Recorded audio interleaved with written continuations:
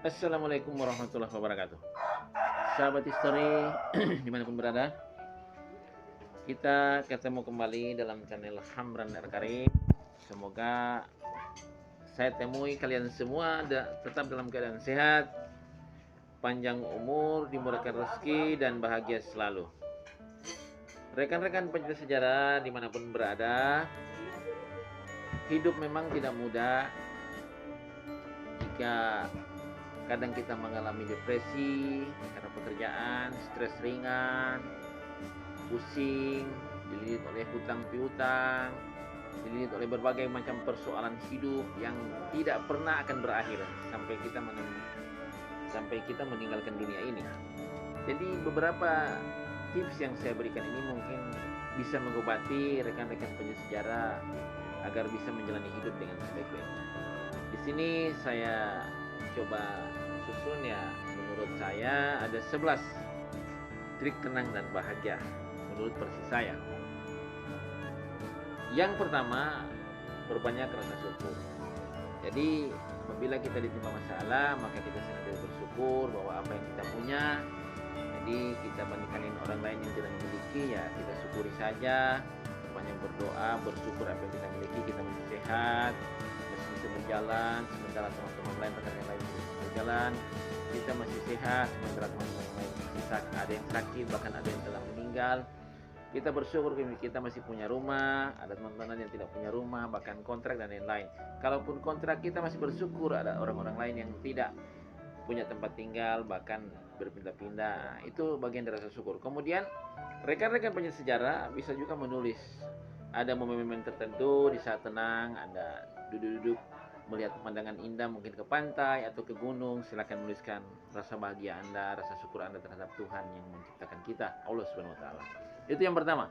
Yang kedua, hilangkan masalah saat mau tidur. Jadi apapun persoalan pada siang hari, pekerjaan yang begitu penat, yang padat, yang dituntut oleh pimpinan yang terlalu egois dan lain-lain, pokoknya semuanya persoalan hidup. Jika Anda sudah tidur, maka hilangkan. Fokuskan pikiran Anda bahwa untuk tidur agar energi-energi kesegaran otak kita itu bisa fresh kembali di saat kita bangun.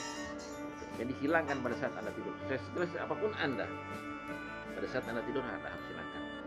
Yang ketiga, itu yang kedua tadi. Yang ketiga, mindset kita, pemikiran kita, perasaan kita selalu positif. Positive thinking ya. Jadi apapun segala persoalan serumit apapun kita harus menanggapi dengan positif. Karena ada sebagian mengatakan, para peneliti mengatakan bahwa jika 90% yang kita sangkakan akan terjadi, itu kebanyakan cuma 10% yang terjadi. Jadi meleset itu cuma pemikiran kita yang menjurus ke negatif sesungguhnya. Jadi kita senantiasa berpikir positif apapun persoalannya. Itu yang ketiga. Yang keempat, senantiasa kita menjaga istirahat yang cukup. Di saat waktu tidur ya kita tidur, biarkan saja persoalan itu berlalu. Kita tidur dulu agar bangun kita kembali fresh. Kita senantiasa tidur, mungkin tidur siang atau tidur malam. Kita mungkin ada yang tidur jam 8 atau pada tidur jam 10, ya bangunnya subuh, ya silakan. Yang penting pada saat tidur ya tidur, lupakan semuanya.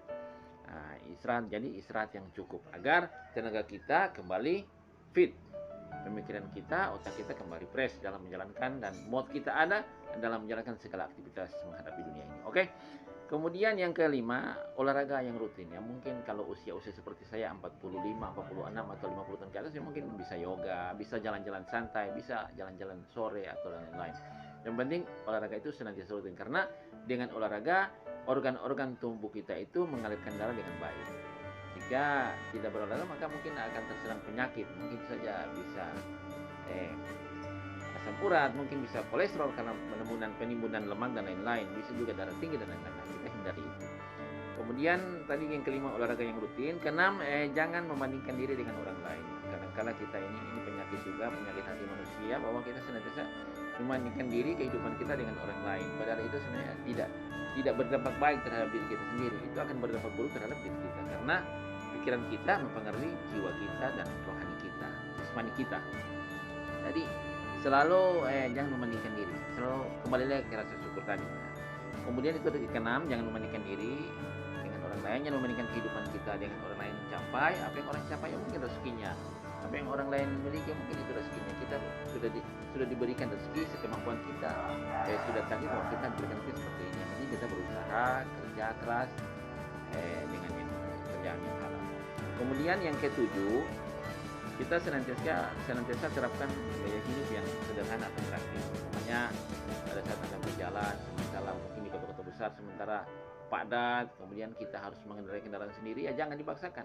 Praktis saja, pakai mobil umum, mobil taksi dan lain-lain, atau ojek online, yang penting bisa sampai. Jangan memaksakan diri bawa mobil kita sendiri atau motor kita sendiri, akhirnya padat lama-lama, itu merepotkan diri sendiri. Kemudian kita harus hidup sederhana dalam hal ini. Jika rekan-rekan tidak punya kemampuan untuk membeli susu, untuk membeli mengikuti gaya hidup, tidak usah.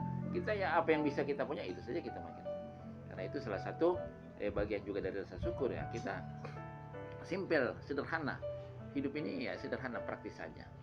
Nah, itu yang ketujuh, terapkan gaya hidup yang sederhana dan simple. Itu perlu. Kemudian yang kedelapan, hidup sesuai kemampuan. Hidup sesuai kemampuan. Kalau kita tidak mampu membeli mobil, ya jangan paksakan. Kalau kita tidak mampu membeli motor, ya jangan paksakan. Kalau kita tidak mampu membeli rumah, ya jangan paksakan rumah. Kalau kita tidak mampu membeli baju yang harga 500.000, jangan paksakan. Masih banyak 10.000, 20.000 mungkin. Pakaian bekas tidak masalah. Yang penting kan kita nyaman. Kita tidak membaratkan pribadi kita, tidak membaratkan kantong kita. Jadi hidup sesuai kemampuan. Kemudian yang kesembilan, kondisi finansial yang selalu sehat. Artinya, usahakan pendapatan kita dengan hutang-hutang kita itu jangan sampai besar pasang daripada tiang. Jadi selalu mengalir, pas. Jadi ada kelebihan. Kondisi finansial sehat. Jadi berjalan setiap saat. Finansial itu keuangan sehat. Kemudian yang ke-10, hindari hutang yang bersifat konsumtif. Artinya, jangan kita berhutang hanya untuk makan dan lain-lain. Karena itu, kalau hutang ya untuk bisnis. Kalau untuk bisnis maka akan berputar bisa membayar hutang. Yang ke-11, siapkan dana tabungan. Jika tidak ada manusia yang tidak senang dengan uang, karena uang adalah fasilitas dalam hidup ini. Ada pepatah mengatakan bahwa uang bukan segalanya, tetapi tanpa uang tidak bisa segala-galanya. Nah, kemudian uang itu, tabungan itu bisa menjadi dana darurat di saat-saat kita mungkin sakit, di saat kita tua, atau mungkin di saat kita tidak punya apa-apa.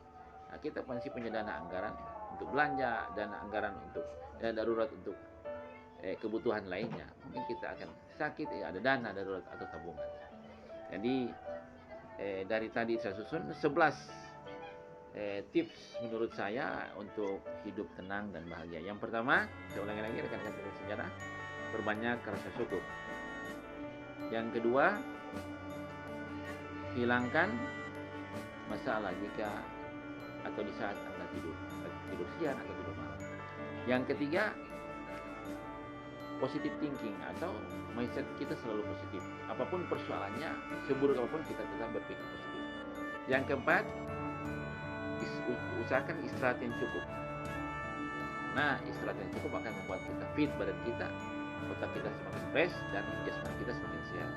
Kemudian yang kelima, olahraga yang rutin. Ya, kalau usia lanjut ya mungkin seminggu sekali atau sebulan sekali bisa saja. Yang penting olahraganya rutin. Kalau yang sudah mulai ya setiap hari tidak masalah, atau seminggu 2-3 kali. Kemudian yang keenam, jangan membandingkan kehidupan orang lain dengan kehidupan kita, karena mereka bukan kita dan kita bukan mereka. Kemudian yang ketujuh, terapkan gaya hidup yang sederhana dan simpel atau praktis. Jadi jangan memperumit persoalan hidup. Kemudian yang ke-8, hidup sesuai kemampuan. Sesuai kemampuan kita, finansial kita, kemampuan tenaga kita dan lain-lain. Itu membuat kita bahagia dan tenang, tidak membebani kemampuan kita yang pada akhirnya buruk terhadap diri kita. Kemudian yang ke-9, usahakan kondisi finansial yang semakin yang bisa masuk keluar dengan aman, dengan baik, yang sehat, kondisi finansial yang sehat, tidak besar pasak daripada tiang. Kemudian yang ke-10, hindari hutang yang bersifat konsumtif, yaitu hutang yang hanya untuk makan, bukan untuk hutang untuk bisnis. Kalau hutang untuk bisnis tidak masalah, semua pasti berhutang. Semakin besar usaha maka semakin banyak hutangnya. Tapi yang penting untuk bisnis atau usaha-usaha yang menjanjikan masa depan. Kemudian yang ke-11, siapkan tabungan sebagai jaminan masa depan atau hari tua, atau yang biasa disebut sebagai pengganti dana darurat. Di saat kita tidak punya pekerjaan lagi, di saat kita tidak mampu lagi dengan usia yang telah tua, atau di saat kita punya biaya pendidikan dan lain-lain, biaya anak sakit dan lain-lain. Oke, itulah 11 tips atau trik dari saya bagaimana meraih hidup tenang dan bahagia. Menurut saya, jika ada masukan silahkan ditulis di kolom komentar, dan jika benar silahkan like dan subscribe konten saya. Dan tidak like dan subscribe konten saya, saya ucapkan terima kasih banyak. Semoga kalian tetap sehat, panjang umur, dimudahkan rezeki, dan bahagia selalu. Wabillahi taufiq wal hidayah. Wassalamualaikum warahmatullahi wabarakatuh. Salam.